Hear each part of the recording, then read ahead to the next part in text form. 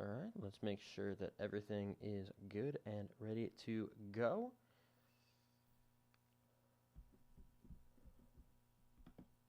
Hey, everybody. It is Friday. What the hell day is it? April 23rd. Great day. Absolutely great day. I'm going to be reviewing Mortal Kombat, the new Mortal Kombat, 2021. It's one in the 90s and a terrible sequel from the 90s as well. Going to be talking about offensive linemen today. Got to give the big boys some love. And going to be unveiling my first round. I have a 7-round mock. I'm going to talk about rounds 2 and 3. Next week, it's going to be entirely NFL draft related. The NFL draft is 6 days away, and it feels like it's forever away. It just keeps building and building throughout the spring. Really looking forward to it. I look forward to predicting the bracket and the draft. But unlike the bracket, the draft is tough. I'm really good at predicting the bracket. I'm better than your local chief bracketologist. Just ask somebody they know. The draft is more difficult. You have trades. Smoke screens are a big part of this time of year. People putting out false information. It's interesting. I love it. You're always going to get a lot of big shocks. Some stuff that you do see coming, but more often than not, it's pretty surprising stuff. Love the NFL draft. Not going to be talking about the Falcon and the Winter Soldier today. That is going to be a weekend affair. I haven't even watched it yet because, well, you know this if you're dating somebody and you watch shows together. You have to watch them together, and if you watch them separately, it's not cool. So 5:30 today, we'll be watching Falcon and the Winter Soldier. Really looking forward to that. Going to be talking about that. Full spoilers, talking about the whole show, finale and everything with Howard Collins tomorrow. I think it's going to end off well. I'm looking forward to it. I think it'll be good. It's certainly, the last episode was certainly great. And my apologies for not being on last week to talk about it. Spectrum Internet. That's all I have to say. That's all I need to say. You know the rest. All right, let's talk about some Mortal Kombat, shall we? Mortal Kombat, the 2021 edition. Now, before I watched this movie, I watched this one right here. That's the 1995, I want to say, 1995 Mortal Kombat, commonly referred to as the one good video game movie. I checked it out. Had to see what all the hype was, and it's fine. It's okay. It's none of it. It just, things just start happening. I had a good time with it. I can give it that much for sure. I had a good time with this movie, but at the same time, I had no idea what was going on. Stuff just started happening. I felt a camaraderie between the different characters in this movie, and that's what kept me tethered to it. But things just started happening, and there was no explanation for anything. It was so random. A lot of lines were outrageously cheesy. The effects are incredibly dated, but I'm not going to hold that against it. The movie came out 26 years ago, which is weird to say because that was a year after I was born. But I'm not going to hold that against it, but watching it, it's like, yeah, these are definitely mid-90s effects and probably not even good mid-90s effects. Jurassic Park had been out. We could have maybe done a little bit better, but I'm not going to hold that against it. But video game movies since then, even Mortal Kombat movies since then have been atrocious. Mortal Kombat Annihilation, I watched that as well. Maybe one of the worst movies ever made. It's up there. You've got stuff like Assassin's Creed, which had all of the reasons in the world to be good. You have a storyline there to be re-released to, I want to say, IMAX theaters for one night only. And I really wanted to go see it, except for the fact that it's right in the middle of the first round of the draft, so that ain't happening. And Wreck-It Ralph. Not the sequel, just the first Wreck-It Ralph. Really fun movie, really enjoyed it. But again, not based on a video game.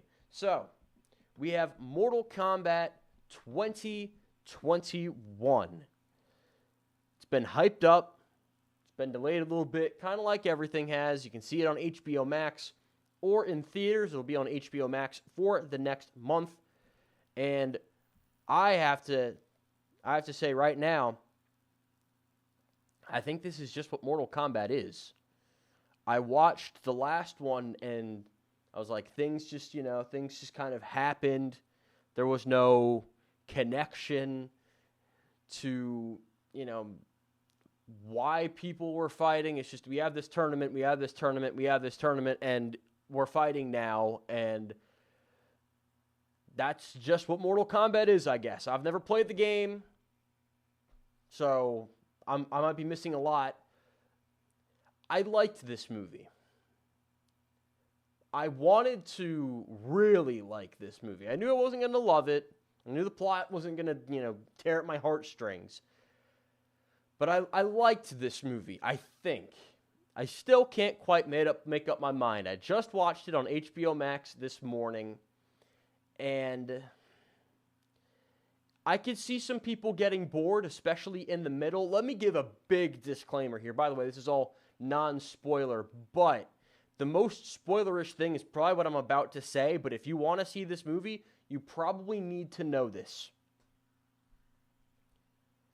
It's basically a prequel. The tournament itself is not in this movie. It's doing that whole thing that, Maze Runner, Hunger Games, multiple Marvel movies, where it's kind of setting up the next movie, which I cannot stand when they do that with movie number one. Don't do that with movie number one. Get the movie right. I still want to see the second movie. There's plenty of great action scenes. You get your blood in this movie. It's not the PG-13 stuff we got in 1995. It's a rated R movie. You have to know that going in. If you're freaked out by blood, don't watch it. Go see something else. This is a movie for people that want all that blood and that action and all that stuff. But the tournament's not in it. It's basically getting everybody into place for the tournament. You get to meet a lot of people. There is a lot of fighting, but the actual tournament itself, which is something I was looking forward to seeing, I wanted to see, okay, let's actually see if we can get the tournament and make it make some damn sense this time. Well, maybe they'll do it in the second movie. But just from looking at this cast of characters, right? You're looking at this poster right now.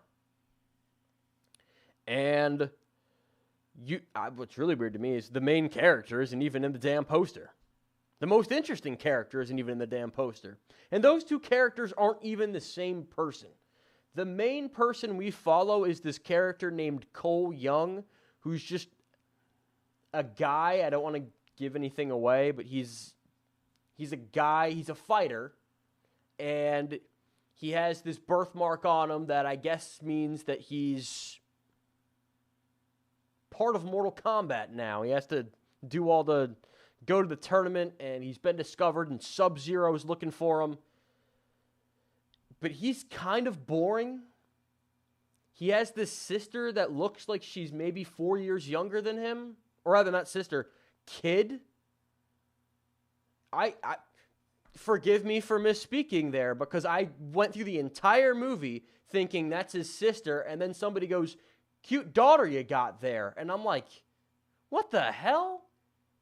You're like 31, she's like 26. Or maybe I just suck at knowing people's ages. I don't know. But this girl seemed way too old to be his daughter. And he looked way too young. Terrible casting on their part. But he's not in the games, and he's the main character. You follow him around a good bit. You spend a lot. There's a lot of characters in here. You do a lot of jumping around the different subplots and stuff. And as far as that goes, it was actually handled quite decently, because it's all this overarching thing of we all have this tournament that we have to participate in eventually at some point. And we've got a character here that I was hoping we would see more of, and that is Jax and Sub-Zero there. Sub-Zero plays a big part of this movie. He's the guy that can freeze stuff. He's basically the Mr. Freeze of this movie. And Jax, get a good look at him, because that's basically the last time you get to see him with his arms. It's in the trailer. I'm not spoiling anything. And I liked him. He was an interesting character. He had to learn how to use these arms, and then all of a sudden, he just gets newer ones. I would have liked to see more of him. I like the actor. He was in that Tyler Perry movie, A Fall from Grace. He was the only good thing about that movie. And actually, now that I'm thinking about it, he might not have even been that good, but he was at least interesting. Maybe so bad it's good, but he was at least interesting in that disaster of a movie. Check it out on Netflix. It's actually quite hilarious. But I wanted to see more of him. Sub-Zero, man, the opening 7 minutes of this movie is on YouTube, and I usually don't check this kind of thing out. I had to watch this because I knew nothing about Mortal Kombat, and I kind of wanted to learn. So, I looked, and I was impressed with what I saw, but I thought that the blood was a little bit too CGI, and I think they cleaned that up in the movie. Maybe not in that scene specifically, but there's a scene where, well, there's a lot of scenes with a lot of blood, but there's a scene involving somebody on the ground going into something that is particularly gory and violent, and it looked good. It looked good. I thought the blood effects and everything were good in this movie. It was very realistic. The fight scenes, it wasn't that shaky cam, can't see where we're going kind of thing. I liked the fights, and some of the characters, even in this movie, were able to be memorable. Let's talk about this guy for a second. Johnny McScene Stealer, Kano. This guy was awesome, looking like Ryan Fitzpatrick over here. I loved him. He was the only one. I don't want to say he had charisma, but he had screen presence. That's what I'm talking about right there. Because he always had a smart comment for something. He had a chip on his shoulder the whole time. Not literal, although in this movie, who knows. This guy stole the show every time he was on the screen. The scene was better. The movie was better. It woke me up a little bit because Cole Young is just this dry. You ever go to somebody's house and you're like, man, I'm going to need all the water in the world because you cook the driest food ever. That's a lot of this movie with following Cole Young, and some of the villains in this movie too are just, when they speak, it's like, ooh, who wrote this? But him and Sonya have a really good back and forth. I liked that a lot. He eventually, his superpower if you follow Mortal Kombat. Even I knew it because I saw it in the trailer. He has like an eye and he can shoot stuff through it. I thought that was cool. It was used well. And this guy was the best one in the whole movie. A character I was hoping we would see more of is Scorpion. Just from the stuff that I saw in the trailer, I thought that him and Sub-Zero were going to have a very Snake Eyes and why am I blanking on the other dude from G.I. Joe? Can't remember it. But they were going to have a villain hero or villain anti-hero type thing where they're always going back and forth at each other throughout the movie, and they're going to have their constant fights, and it's going to lead into something bigger. That doesn't really happen, but whenever he's on the screen, he is the baddest man out there. This guy was wrecking shop all over the place, and much more believable fight scenes than when he was involved in the 1995 Mortal Kombat. That is without question, because the whole rope coming out of the hand thing looked semi-halfway decently CGI'd, and the Sub-Zero ice looked really good. So the fight scenes, they were shot well. Everything looked good. The story, just like the 1995 one, it's really scattershot. If you're here to see the tournament, sorry. They do that thing where they leave the first movie and it's like, all right, come back for Mortal Kombat 2. I have no idea what they're going to call the second one because isn't it the tournament? Shouldn't the next one be Mortal Kombat? This one should be like pre-Mortal Kombat or Mortal Kombat the Origins or something, because you don't really get to see Mortal Kombat in this movie necessarily. And I can see that making a lot of people upset. I really want to see how the video game purists respond to this movie, because I think that there's a lot that you can like, and I think there's a lot that you can love too if you're a fan of this. There's a lot of, I don't want to say I'll say it, fan service. There's a lot of fan service in here, just from reading up on stuff that Mortal Kombat fans wanted to see or thought were staples of the game. A lot of that's in here. I've never played the game, but I'm familiar enough with some of the main lines, moves from the game. I have some sort of background knowledge, especially from going and watching the movies this last weekend. Wow. Good speaking there, Mitchell. Going back, watching the movies, I think they're on Peacock. The first one's on Peacock. The second one is on HBO Max, and this one's on HBO Max as well. This one's probably my favorite, and it leads into something that could be really cool. If you just look at a cast of characters of this movie and think, gee, somebody's not there, and I tell you that the tournament's not in this movie, you can probably tell where they're going with the second movie and who might be coming. I'm looking forward to the second movie, but it's not something where I'm like, oh man, I gotta see it now. It's like a C for me. C, maybe a C+. I'd recommend checking it out. There's a lot of people that would really enjoy this. Something that I try to keep in mind when I do these reviews is I could say something and mean it 100% positively, and someone could watch this and think, that doesn't sound like something I would like. I know he said it positively, but I don't like movies like that. Like when I said that it was violent, or that I said something negative and they could take a positive away from it. I could say, well, the tournament's not in it. Well, that's kind of interesting. Mortal Kombat without the tournament. I mean, I don't think that's particularly interesting. In this movie, parts of it, it's kind of hard not to doze off. But then the fight scenes would come on, or Kano would be on the screen, and I would just come right back. It definitely misses out on what it could have been. It doesn't reach its full potential. It is Mortal Kombat, so I know we're not going to get any Academy Award-winning scripts from this one, but it could have been better, should have been better. Maybe the sequel will be better. I hope this director comes back for the second one, because he shoots things well. I like the look of this movie a lot. A lot. The cinematography is really nice. Maybe it's just a bit of a shock, whiplash from the 1995 movie, kind of looking like Batman and Robin at times. I mean, just look at this thing. Tell me that does not look like Batman and Robin in that, Mr. Freeze's lair. That's just how these type of movies were shot in the 90s, I guess.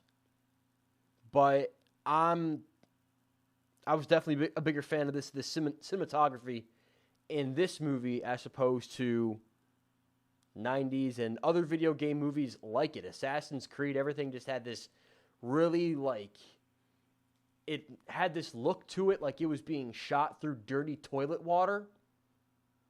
Not a fan of it. Not a fan. And Michael Fassbender, what has he been in lately? He might have killed his career with that movie. Who knows? So it's better than that, better than Warcraft, better than the Tomb Raider movies. It's not a bad video game movie whatsoever, but I can't give it the Mitchell Lee stamp of you have to go see this, or the Mitchell Lee stamp of it's a great video game movie or the first good one. Can't do it. I'm sorry. Might have disappointed some people, but I have to tell it how it is. Speaking of telling it how it is, let's get into the offensive linemen. I'm going to give you the first one right here, and I'll be back in about 10 seconds to explain why this man right here is offensive tackle number 1 in the 2021 NFL Draft.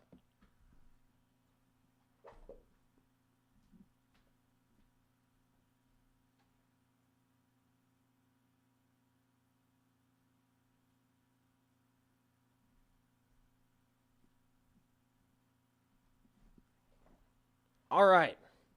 That is Oregon left tackle Penei Sewell. Real young kid. I think he's 20 years old. Whenever you can get a prospect that young, there's a lot of upside. I mean, you have, I know it sounds weird to say, 10 years till you're 30. This is somebody that could play left tackle in the NFL for 15 seasons. Joe Thomas played for 10 seasons at an incredibly high level, and we practically looking back on it, worship him as a god for being the one good thing about the Cleveland Browns in that time. Penei Sewell, offensive tackle number 1 in this draft.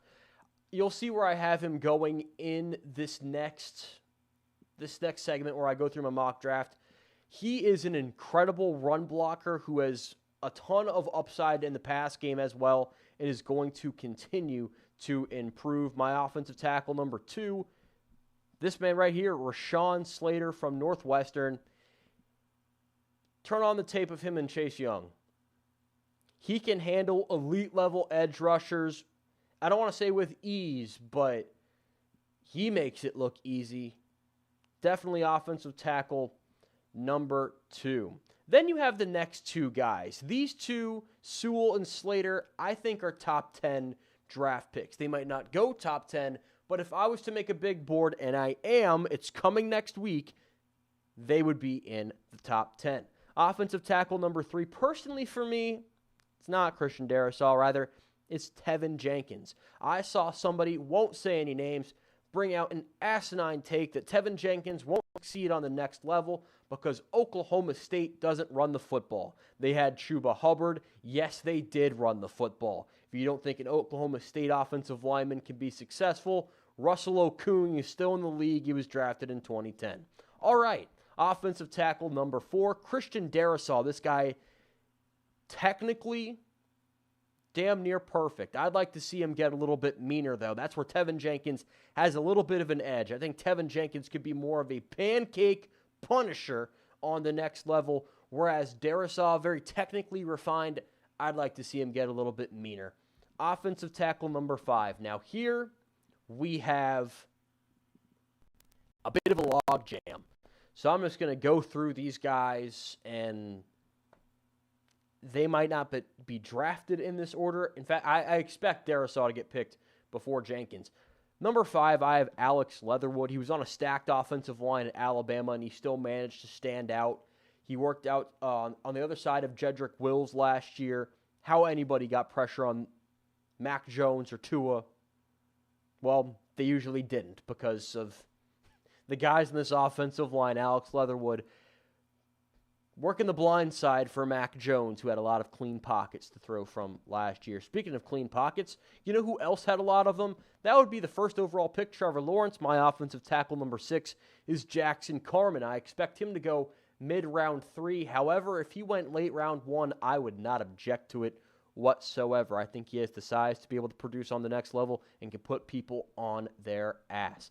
Offensive tackle number 7 is somebody I could see slipping down to round 3.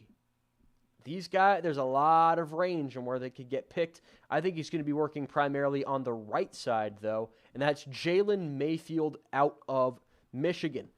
Offensive tackle number 8, big man from Notre Dame, that's Liam Eichenberg. Could go at the end of round 1. I think more of a mid-round 2 for him.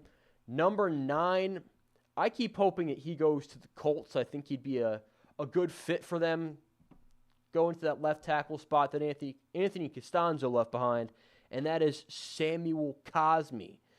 I don't think he's a first-round prospect. I'd love for the Colts to take maybe an edge rusher with that first-round pick, swipe Cosmi in the second round if he's still there. And then number 10, Brady Christensen. I really hope that he's not still available on day 3, but if he is, the Jets need to go reunite this man with Zach Wilson atop the 4th round.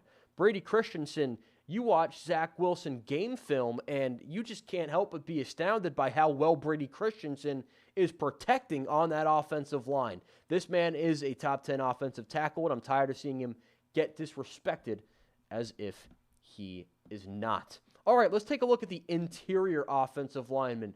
Number 1, and the only guy I could really say is for sure going to be a first-round pick, that is Elijah Vera-Tucker out of USC. This is somebody who played on the inside in 2019 and was seen as a very high-level interior offensive lineman. And then last year, because of injuries, he had to move out to offensive tackle, and he played really well there as well. This is somebody who could play both offensive tackle and guard at the pros, but I see him being more of a guard. If Dallas didn't have such a big need in the secondary, I would say get Vera-Tucker at number 10 and you will be happy, but their secondary is atrocious, and there's a lot of good corners in this draft, so the Dallas Cowboys probably going to be going there as opposed to going in the interior offensive line. But I don't think Vera-Tucker should be the only IOL going in round 1 because I value Creed Humphrey very highly. Best center in this draft, if you ask me, should be a first-round pick. I have a gut feeling that this man is going to be involved in the Steelers-Ravens rivalry one way or another, whether he's replacing Marquise Pouncey or going to the Ravens. I think one of those two teams with a nasty streak is going to swipe this guy up at the end of round 1. They definitely should. IOL number 3 might surprise some people. Yes, it's an Alabama man, but it's not the Alabama man you expect.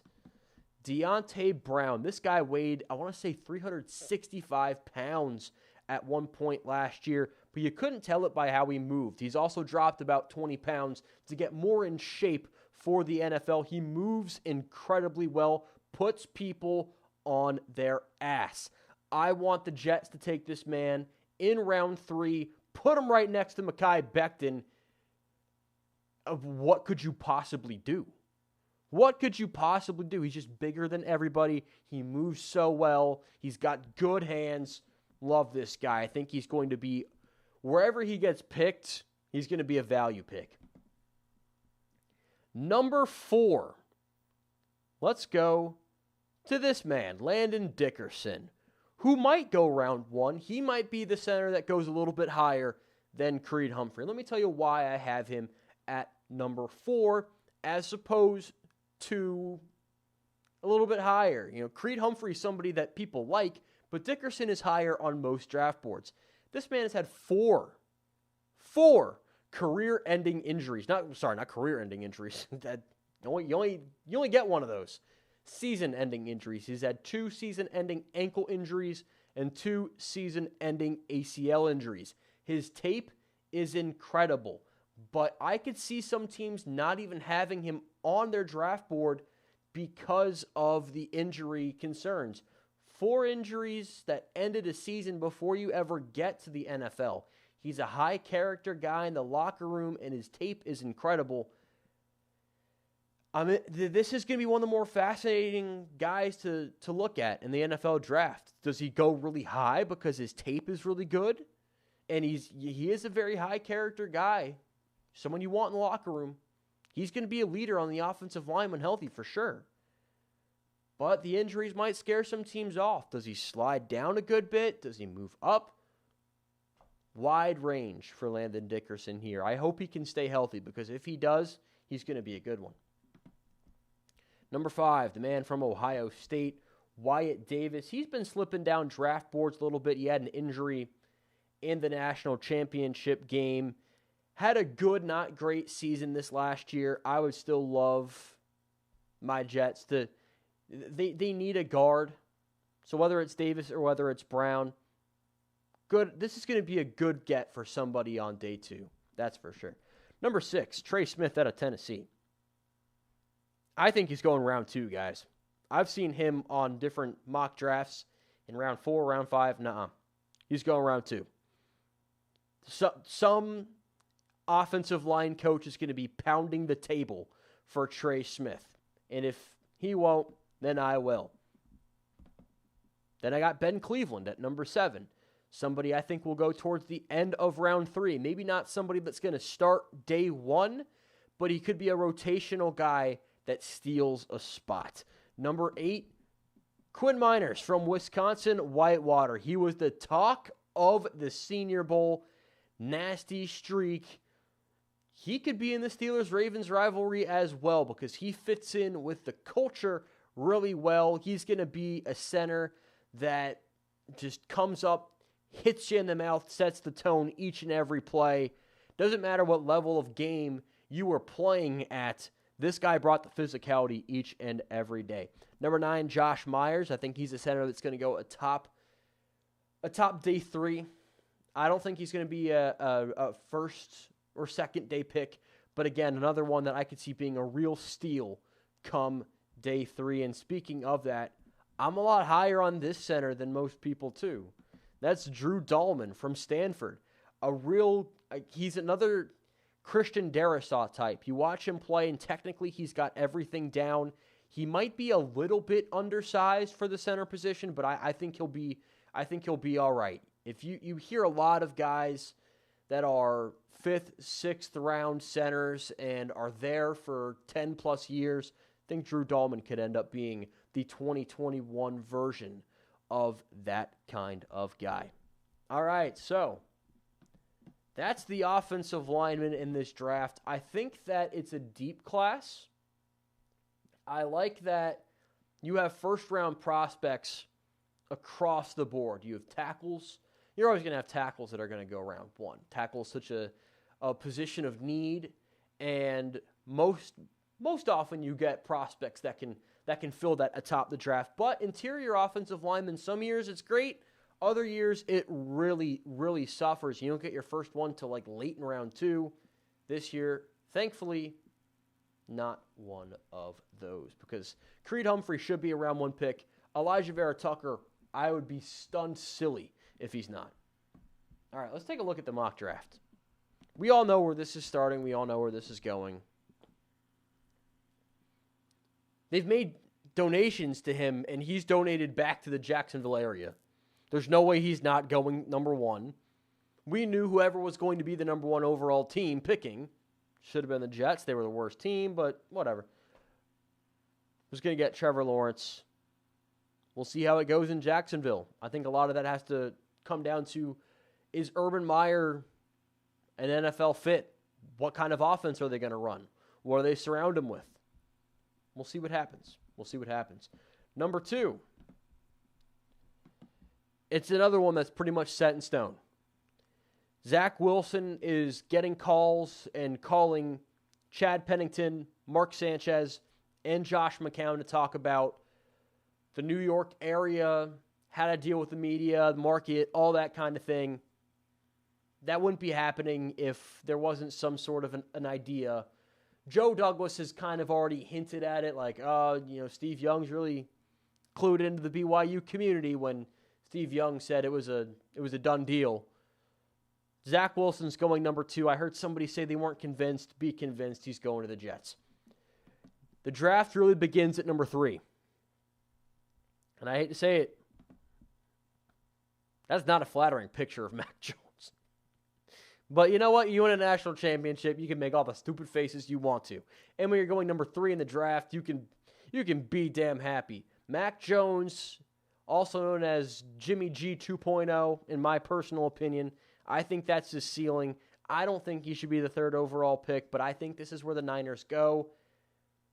Again, smoke screens make this tough. Maybe they go Lance. I would recommend Justin Fields. I think those 2 guys give the Niners offense a lot more variety in what they can do.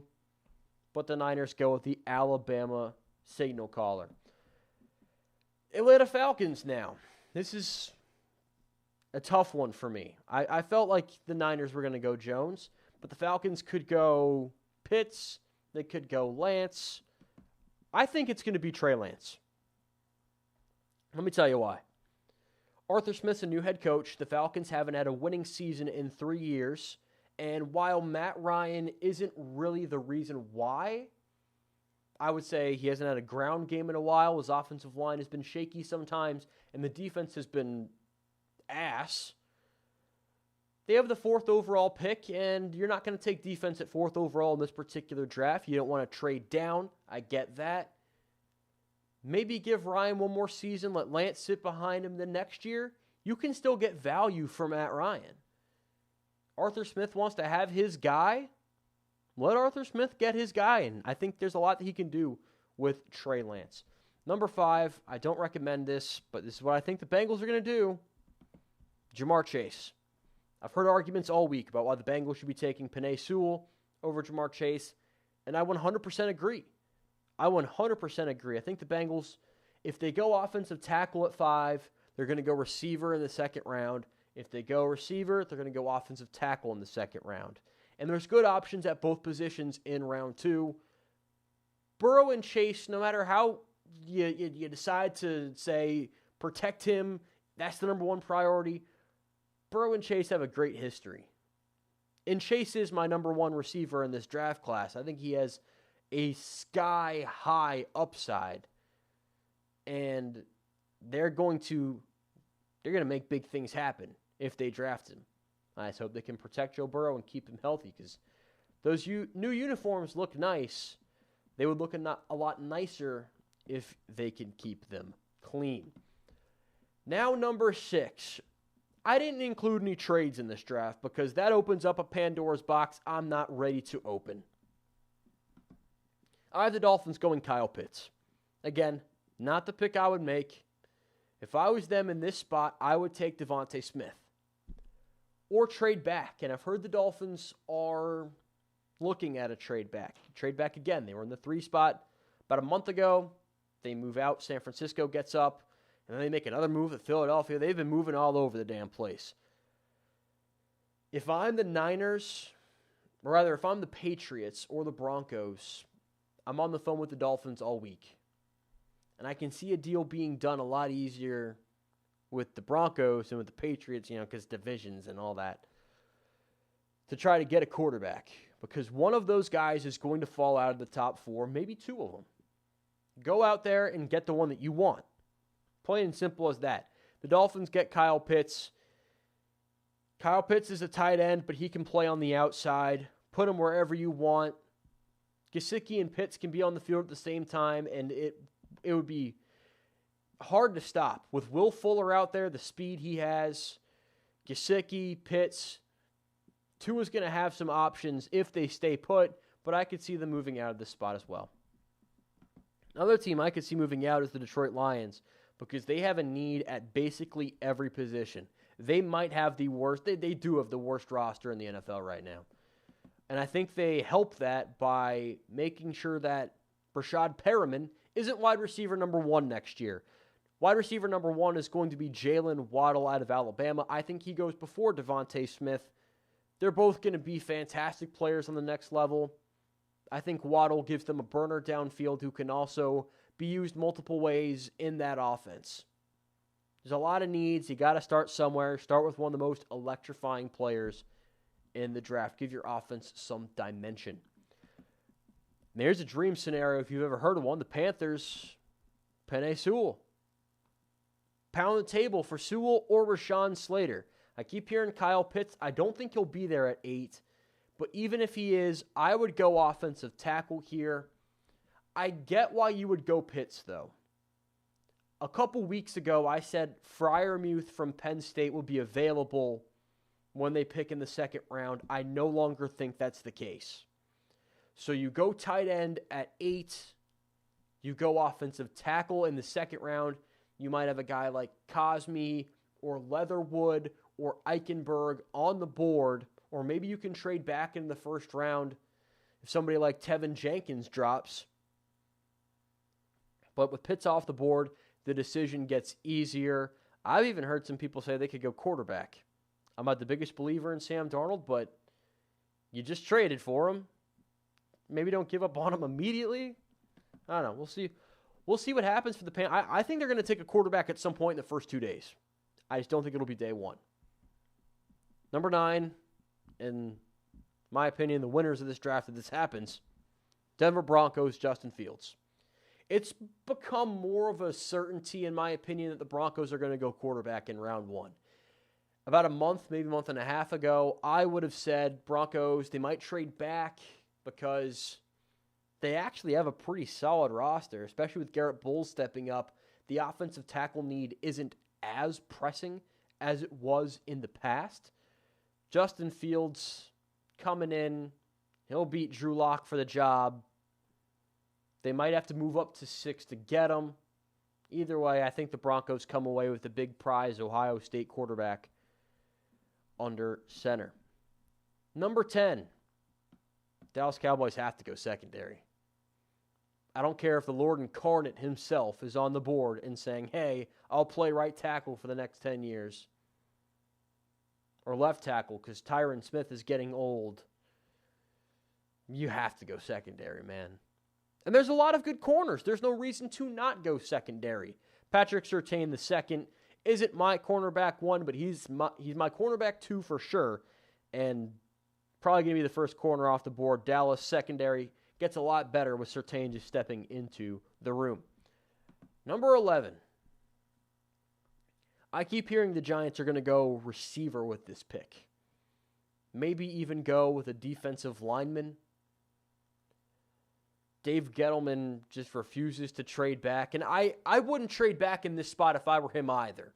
Some of the logic that he brings up is a little not logical. But here's where I think he should go and where I think they might end up going. That's Elijah Vera-Tucker from USC. They just cut Zeitler in the offseason. Got to shore up that interior offensive line if you want to keep Saquon Barkley running and running a long ways. Protect Daniel Jones so you can get the ball out to Galladay. And Vera-Tucker the offensive line has been a ton of injuries. Vera-Tucker can play all over the place. I see no reason why the Giants shouldn't make this happen. Number 12. There's my cornerback 1. J.C. Horn. I'm hearing the Eagles might go offensive tackle with this pick. And I wouldn't blame them given who's still on the board. But the secondary, I think you have to go with a fast guy. Corner or receiver. You're so depleted at those positions. You are unequipped for the pass game on any level. The offensive line was bad last year, but the offensive line was just killed by injuries. You should come into week 1 with a healthier offensive line than you did last year. Address the secondary and get one of the best players in this draft. Speaking of best players in this draft, the Chargers walk away with a steal. If they don't run to the podium, if Slater's there with the card in their hand. Everything points to them taking offensive tackle. I think that if Slater's not here, and this is the case, I think they go Darrisaw. They're going offensive tackle. You have to protect Justin Herbert. He gave you such a strong season last year. And look at this guy. He was locking up Chase Young. Turn on the tape of Chase Young against Wisconsin in 2019. Okay, not many people were able to keep up with Chase. Vikings. Could go a lot of different directions, man. I think they go Jalen Phillips out of Miami. I think he might be the 3rd or 4th best edge rusher in this draft class. I like him. I think he's more of a low first-round pick. Vikings could pick a number of positions. There's a lot of defensive needs. Edge rusher. If Horn's available, they could go J.C. Horn. If Vera-Tucker's available, he could be there. This is kind of a nightmare scenario for the Vikings, given all the people that were just taken. Offensive tackle, interior offensive line, corners. But Danielle Hunter's not happy with his deal, and the defensive line doesn't have a whole lot without him. So I could see them shoring up the edges. Number 15, Cam Newton finally gets a receiver. I really hope this doesn't happen because I think DeVonta Smith's about to have one hell of an NFL career. Cam Newton now on the edges. Nelson Aguilar ain't it. Gave him a lot of money, and I think he could be a solid wide receiver 3. N'Keal Harry couldn't separate from my mother. Kendrick Bourne is he really exciting anybody? Get DeVonta Smith in there. You have wide receiver 1 on day 1. Forget about the weight concerns. This guy's fine. A team I could see potentially trying to move up is the Arizona Cardinals, but I think if it plays out like this, stand pat. Take Caleb Farley at number 16. Patrick Peterson really fell off a bit last year. Now he's gone. The secondary needs a bit of a retooling. I could see them moving up. Just don't move up for a receiver, please. I keep hearing that. They're going to move up. They're going to get one of the Alabama receivers. You have Hopkins. You have Kirk. You just got the beached whale that is AJ. Maybe they should go receiver. I'm kind of talking myself into it. But not round one. Not round one. You have bigger needs. The offensive line is still a bit I'd really like to see them go Tevin Jenkins here. I think that'd be a solid pick. If Vera-Tucker's on the board, run to the damn podium. But a corner, solid get here for Arizona. Number 17, the Las Vegas Raiders. You have so many damn needs. I might even recommend trading back just to get more picks because you have so many damn needs. But I think they go Micah Parsons. Parsons is somebody I could see also being a shocking top 8 pick. A lot of coaches like this guy. There's off-the-field concerns that might drop him to this spot, though. And a lot of the teams that like him at the top have bigger needs. So Parsons could see himself dropping a little bit. Go to the Raiders here. I think he fits in really well with them. Gives them somebody, a defensive, the quarterback of the defense, so to speak. I think Micah Parsons fits in well with that. Be back in just 1 second. I'll give you my number 18 pick right here real quick.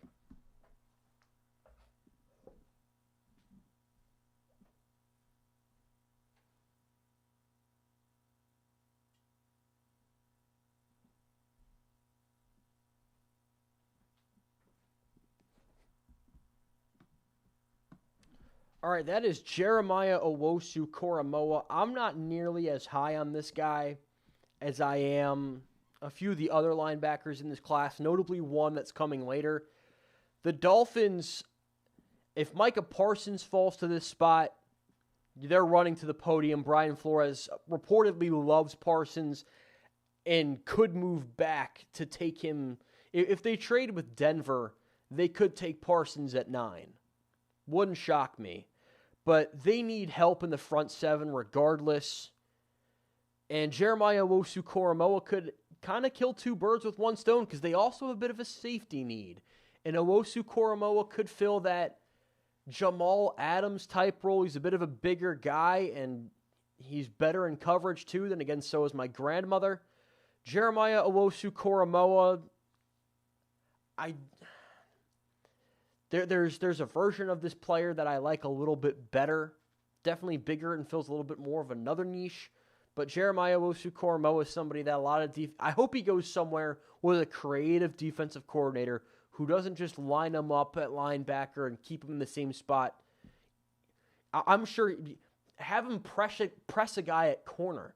You can use him in so many different ways, and I think Brian Flores will get the most out of Owusu-Koramoak if he gets picked there.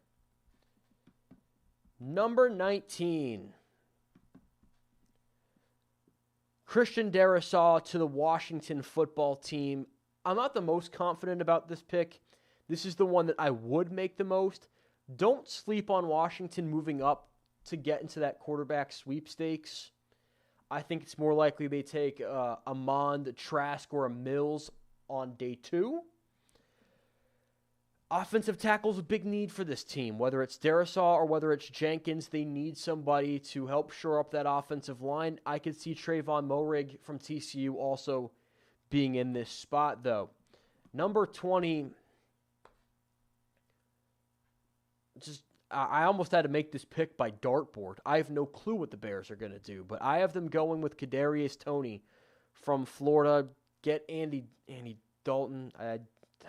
Why is Andy Dalton a starter in 2021? Why is Andy Dalton a starter? We moved past the need to have Andy Dalton as a starter. Ridiculous. Okay, let's get past that. Offensive tackle is a big need. Defensive tackle is a big need. Corner is a big need. But they also need more receiver depth. They're looking to get rid of Anthony Miller. They just got Allen Robinson back.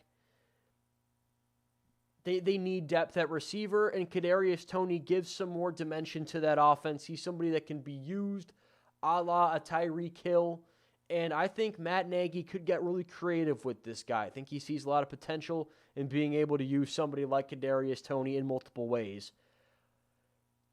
I could definitely see this being Tevin Jenkins. And if Darrisaw drops past Washington, I think the Bears take Darrisaw. Number 21, Colts could be another one Offensive tackle, Tevin Jenkins would be a great pick here. But DeForest Buckner's kind of lonely on that defensive line. They lost a lot of pieces. He needs a lot of help. Can't do it all by himself, even though he is one of the best defensive players in the National Football League. And you will put some respect on his name. Kwity Paye from Michigan's where I think they go.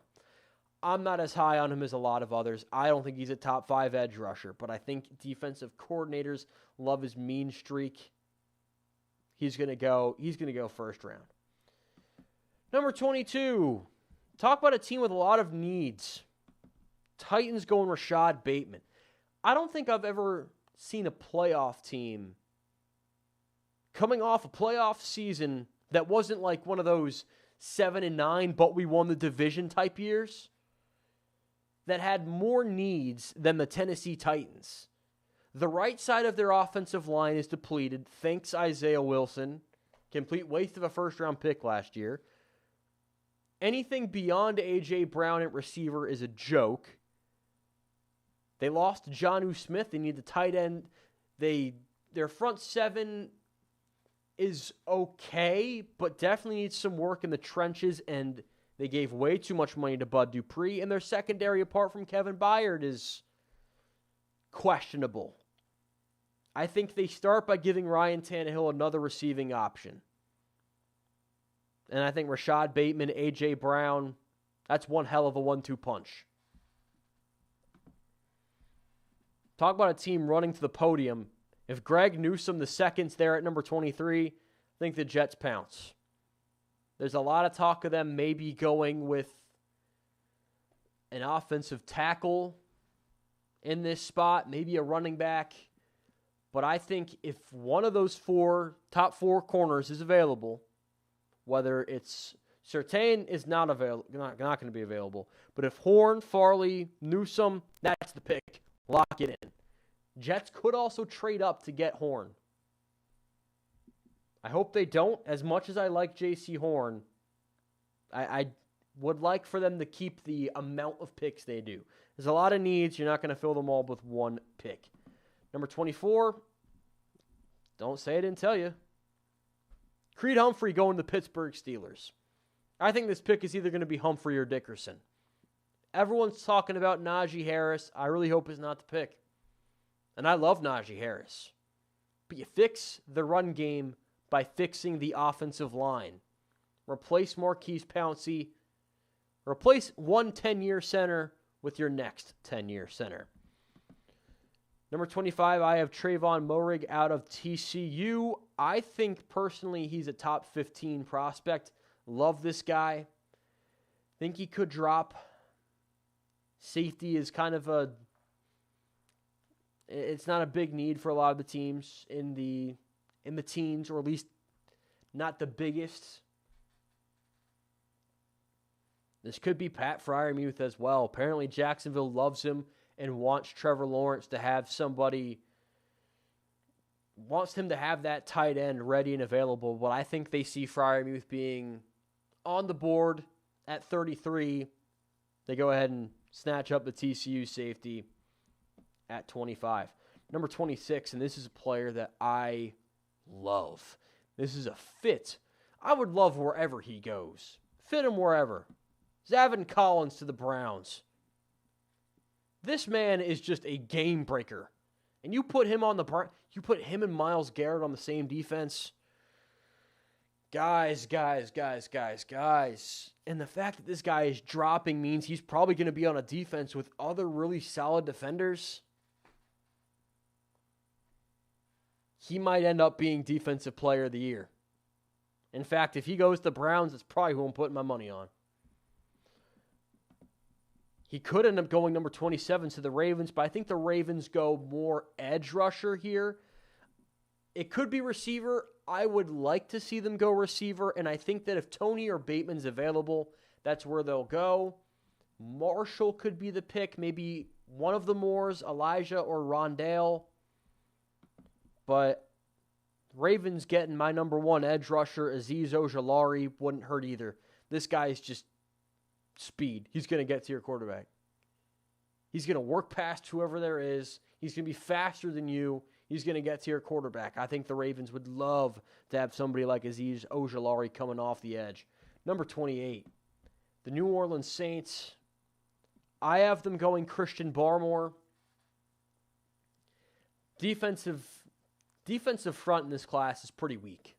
Heard one GM the other day say that it was the worst defensive tackle class he's ever seen, and I can't much disagree. But Barmore is a late first-round prospect, definitely going to help with whoever he gets drafted by. Their run game is going to improve, or the run defense, rather, is going to improve dramatically. I think the Saints go defensive line at the end, whether that's defensive tackle or defensive end. They're not too happy with Marcus Davenport currently.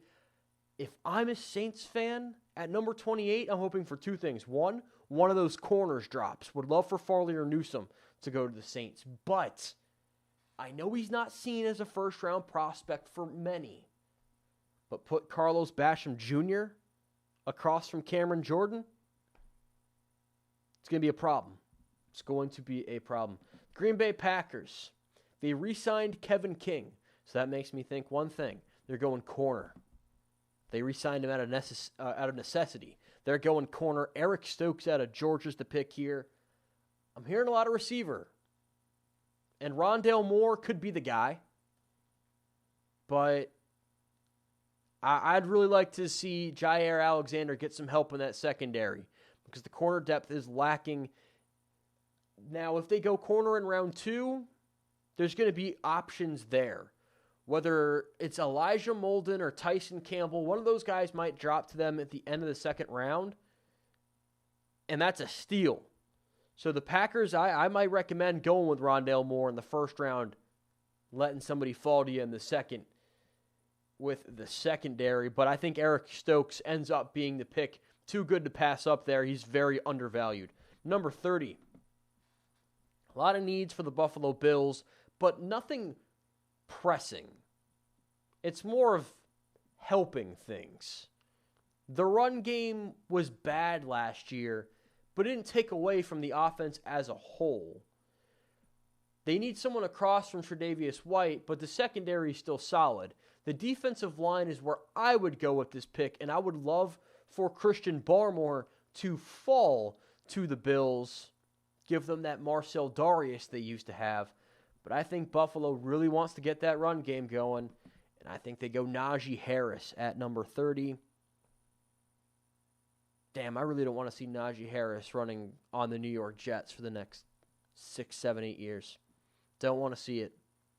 He's going to be a great pro. Number 31, guy that just kept dropping the Chiefs' run, dance, shake that ass to the podium. If Tevin Jenkins is there at number 31. I'd take Tevin Jenkins in the top 15 in this draft. If he's there, and he's probably going to work, he could work the left side. I think he'll be more on the right side for the Chiefs. Take care of that area for 8, 9 years. You're set. Tevin Jenkins, really like this kid out of Oklahoma State. Chiefs would be lucky. If it's not Jenkins, it's Leatherwood, it's Cosme. They're going offensive tackle. They didn't forget the Super Bowl. And speaking of the Super Bowl, what needs do the Tampa Bay Buccaneers even have? What needs do they have? They're bringing everybody back from a roster that just won the Super Bowl. What do they have? Well, they might lose Antonio Brown. So get another receiver in there. I think the final pick of round 1 is Terrace Marshall Jr.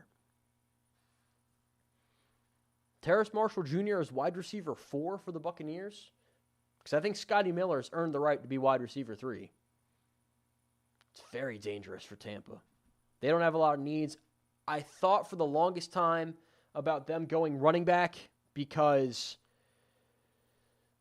maybe they need somebody to catch passes out of the backfield. There are rumors that they might get James White, but they ended up getting Giovanni Bernard, and I think that that's going to fill the role of that pass-catching back that they don't have any holes. So I think if they could trade out of this pick. Don't take a quarterback, though. Forget about the future. The future is now. Maybe defensive tackle would be cool, but the draft class is kind of weak. You can get somebody on day 2. Terrace Marshall Jr., Just keep giving Brady more weapons. The Buccaneers are unfair. They brought everybody back. Tom Brady's a magician. He's a wizard. And he needs to be destroyed. Because Father Time ain't doing it. And neither is any other defense. Except for the New York Giants. They got to him. And the Eagles, but I mean, he still went for like 650 yards in that game. The only thing that could stop him is himself because he couldn't catch the damn ball. That was a very, very fun game indeed. All right. NFL Draft, just such a fun time of the year. I really, really enjoyed. I'm going to have round 2 and 3 coming up next week. My big board, I'm going to start next week off by talking about what fatal mistake I don't want each team to make. And some of them did it in this mock draft. This was kind of a mix of what I want to happen versus what I think will happen. You can go too deep into one or the other, so I thought, let's kind of mix the two and keep it kind of grounded.